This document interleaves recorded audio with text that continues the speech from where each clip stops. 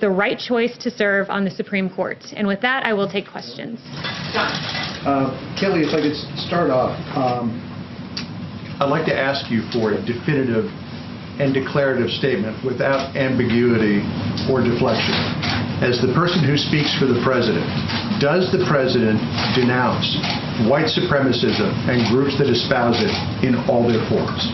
This has been answered yesterday by the President himself, the day before by the President himself on the debate stage. The President was asked this. He said, sure, 3 times.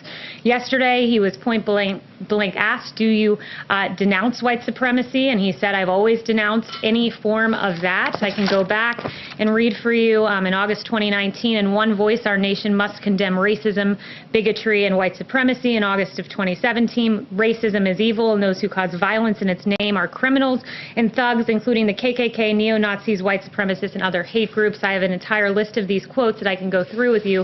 He has condemned white supremacy more than any president in modern history. Just to clear it up this morning, can you, naming it, make a declarative statement that you denounce, that the President denounces it? I just did. The President has denounced this repeatedly. The President was asked this. You're contriving a storyline and a narrative. I'm just asking you to put this to rest. I just did. I read you all of the quotes, and if you need to see them in writing, I will put them in an email. Paula. So, Kayleigh, can you right now denounce white supremacy and the groups that espouse it? The President has denounced white supremacy, the KKK, and hate groups in all forms. He signed a resolution to that effect. The President just last week, perhaps you all weren't covering it, but just last week expressed his desire to see the KKK prosecuted as domestic terrorists. This President had advocated for the death penalty for a white supremacist, the first federal execution in 17 years. His record on this is unmistakable, and it's shameful that the media refuses to cover it. Yes. Thank you. The FBI and the Department of Homeland Security say that racially motivated violent extremism is one of the deadliest threats that we face in the U.S. Does this White House agree with that assessment, and what is it doing to combat this threat?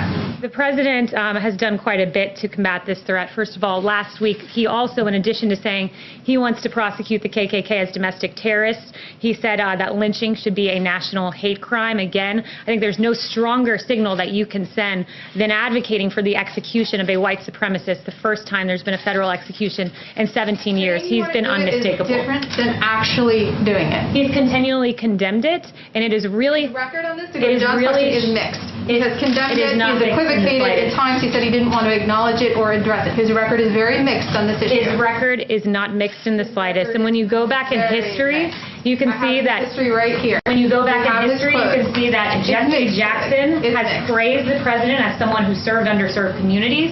This President, with Mar-a-Lago, it was the first Palm Beach club open to African Americans and Jews.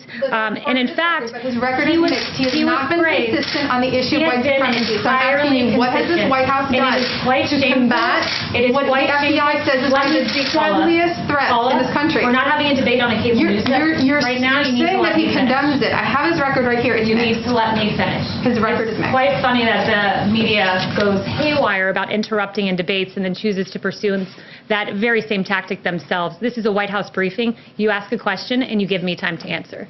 Yes. Kayleigh, the President said at the debate that Roe v. Wade was not on the ballot and that Judge Amy Coney Barrett's view was not known. She signed